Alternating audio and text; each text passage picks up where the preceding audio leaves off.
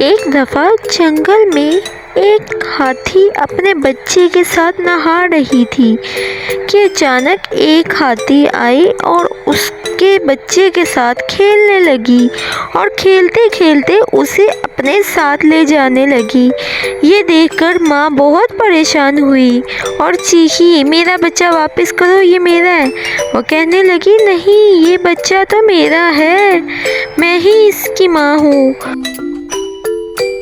میں ہوں۔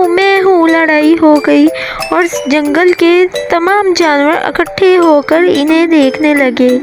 وہ دونوں آپس میں ایک دوسرے سے، میں ہوں اس کی ماں، میں ہوں اس کی ماں۔ سبھی اکٹھے ہو کر جنگل کے بادشاہ کے پاس گئے اور وہاں جا کے دونوں نے اپنا حال سنایا۔ وہ کہنے لگی، میں ہوں اس کی ماں، اور وہ دوسری بولی، میں ہوں اس کی ماں۔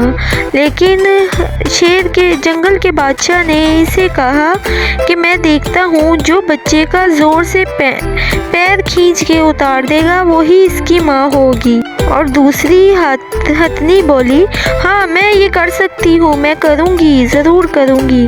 اور جو ماں تھی وہ کہنے لگی، نہیں نہیں، یہی اس کی ماں ہے، میں نہیں کروں گی۔ رونے لگی اور روتے روتے، میں اس کی ماں نہیں ہوں، وہی ہے اس کی ماں۔ اور وہ بہت روئی۔ سب نے اسے دیکھا۔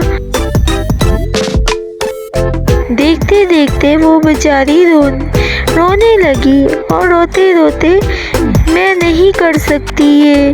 بادشاہ سلامت نے کہا، مجھے سمجھ آ گئی، تم ہی اس کی ماں ہو، اور وہ ماں نہیں ہے، وہ اور ہی ہے۔ اور یہ سوچتے ہوئے اس نے بادشاہ کا شکر ادا کیا اور کہا کہ میں ہی اس کی ماں تھی، لیکن یہ میرے پاس آئی اور میرے بچے کے ساتھ کھیلنے لگی اور اس نے میرا بچہ لے لیا۔ جنگل کے بادشاہ نے کہا، میں یہ بات سمجھ گیا تھا جب تم روئی اور تم نے روتے ہوئے کہا کہ یہی اس کی ماں ہے، میں نہیں کھین سکتی۔